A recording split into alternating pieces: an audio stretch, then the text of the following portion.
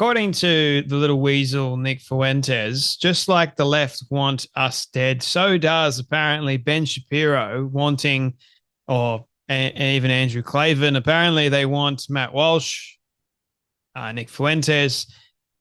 Apparently, Ben Shapiro wants all of those people that disagree with him. He wants them all dead. How about that? Because apparently, according to Nick Fuentes, Ben Shapiro has called him filth. So that automatically means, because Nick Fuentes is in fact filth, that apparently somehow equates to Ben Shapiro wanting him to no longer exist. That is insane to me. But, you know, the reason why this video actually matters is because Nick Fuentes has a massive audience of what we would call groypers, right? And according to Nick, they're in politics, they're everywhere. There's groypers in Parliament, believe it or not. They're everywhere. And the problem that we've got is Nick has now stated on record that apparently Ben Shapiro wants us dead. Klavan wants us dead. And he thinks that Matt Walsh, of all people, wants to extend Nick Fuentes an olive branch.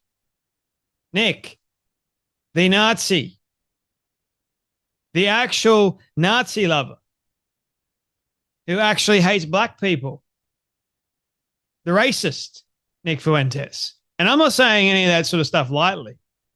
I think what Jordan Peterson said, that he is beyond scum. He's beyond that. I think he was right. Considering the kind of things that are coming out of his mouth at the moment. And now all of his audience members of groypers now believe, which they probably already did believe to begin with because they're insane, just like Nick, that Ben Shapiro, of all people, wants Nick, them all dead. Wants Matt dead. Wants anyone that he disagrees with dead. Have a watch of this. But I will say that another reaction came from Matt Walsh, and I replied to one of Matt Walsh's tweets. He said, after Charlie died, I said that we need to unify, and everybody basically told me no. He said, but we don't understand that the left is trying to ruin our lives, blah, blah, blah.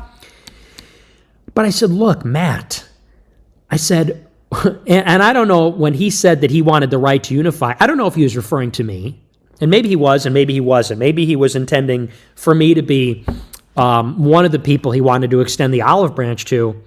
I'm open to that. If he texted me privately, I'd be very discreet and down low about it. You know, I wouldn't tell anybody that he's a closeted groyper or something or whatever, or a fan of the show. But I said, look, it's really hard for anybody to unify with you, Matt, because you work with Ben Shapiro, Andrew Klavan, and Jordan Peterson. And they are all in the pocket of Israel. And we know that these people, they hate us. Like, anyone that is not down with Israel, they actually hate. And like, it's not a Christian thing where it's like we love our enemies. No, like they want us dead. Just like the left wants us dead, Shapiro wants us dead. Klavan wants us dead. And think about the way they talk about us. They call us filth, garbage. Like they can barely conceal. It's like a seething contempt and hatred. And so I look at someone like Matt Walsh, and he kind of sounds like the white guy in the story with Gavin Wax, where it's like, yeah, maybe you're okay. And I think Matt Walsh's intentions are good, but who's down the hall and to the left? It's Shapiro, who ruins people's lives. It's Klavan, who would do the same. It's Jordan Peterson, who said, I'm lower than a rat. And it's like, I'm sorry. I would like to unify with you, and I'd like to think you're a good guy, but I can't actually unite with you as long as you're mobbed up with that crew, who are very similar in that way to Gavin Wax. And so it's sort of, I have the same message for Walsh, for anybody, for the Trump voters. It's we need to start taking our own side and recognizing that you just can never get too comfortable around these people, because on some level, you don't even know, is the real reason that Gavin Wax leaked the group chat, did he do that on the order of the Zionist lobby? They must know they have a groyper problem. These guys I don't know, But Groypers are all over the government, and everyone knows that. There's Groypers at Harvard. There's Groypers in all the Ivy League schools. I talk to all of them. There's Groypers in government. There's Groypers in every department, every agency, okay? And I almost wonder if this was an operation to try to start to roll that back.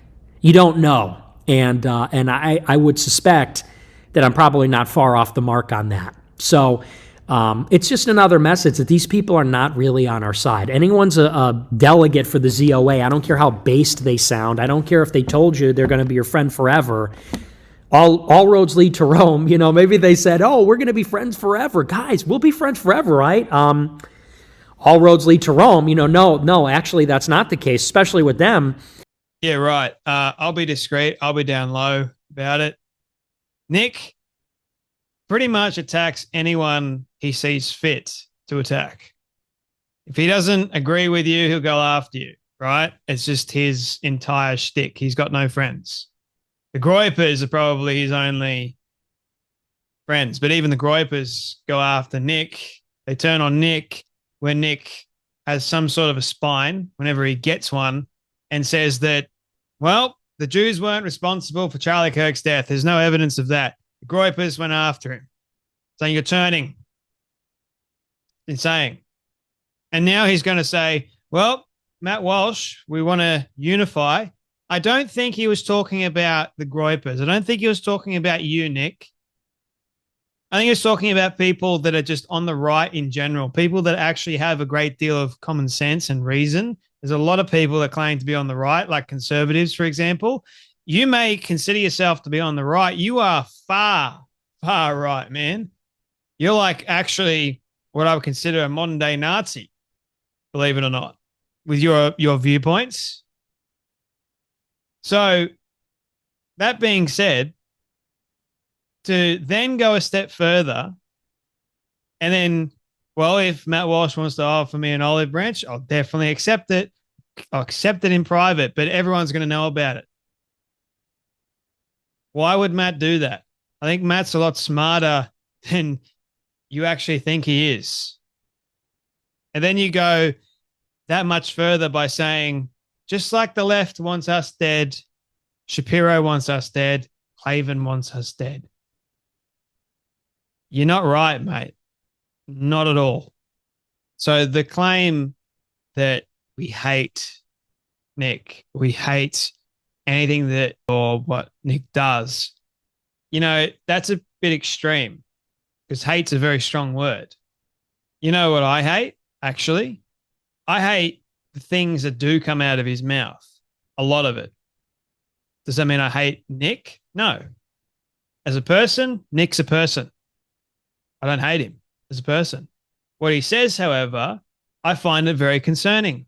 I find it to be actually racist. I find it actually to be pretty disgusting. Defending and supporting Nazis that we fought a war over, I find disgusting.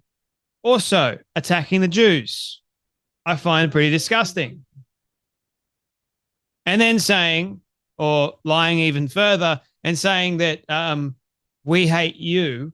I've always found it interesting. The people that are accusing us of hating them are usually the ones that hate us. They're pretty hypocritical, right? Can oftentimes tell that with the accusations and the claims they make. It's usually them that are the problem.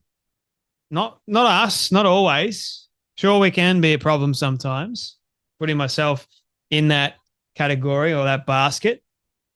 But it's not always our fault. It's most of the time people that are on the extreme end that have got no reason, no common sense, and they struggle to rationalize things because in their brain, they're right about everything. In their brain, who cares about what someone in the middle has to say? You got to be extreme right or extreme left. You can't be somewhere in the middle and lean right. And that's why I say, don't go left, don't go right, go deeper into Jesus.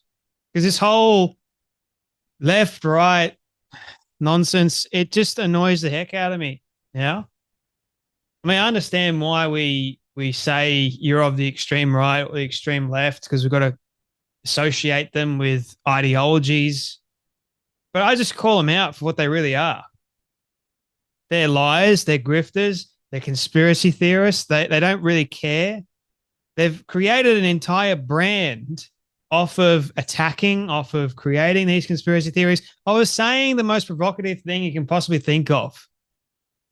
And then they don't realize the damage that it can do to a person's reputation, even though that person has never stated that he wants anyone dead, never even alluded to that. Ben Shapiro has never even alluded to the fact that he, according to Nick's claims, he wants him dead. As Britta says, Nick is being a hypocrite to act like Ben is the one who wants him dead. It seems like Nick does by the way he's acting. Hypocritical. Like I mentioned a moment ago, Nick called Ben Shapiro filth and has called for the death of pernicious Jews. Jordan Peterson called him subhuman and worse than a rat. Yes, because if you've got views that are of Nazis, that's subhuman. Hate to break it to you, but Jordan Peterson is smart. Dragon Groiper. A lot smarter than you. Because Jordan Peterson is not a groper, for a start. They'd rather him be dehumanized than actually debate him. No. We just don't want to platform someone like Nick Fuentes. Ever thought about that? No, I don't think you have. But for Nick to do this, and it matters because he's got a massive audience. So, very vulnerable minds. We've got to be very careful with what we say and how we say it and who we're leading astray. And to mention even death or killing. It's dangerous, Nick. You better watch your mouth. Could land you in trouble one day. Significant trouble. Out of the mouth, the heart speaks, doesn't it?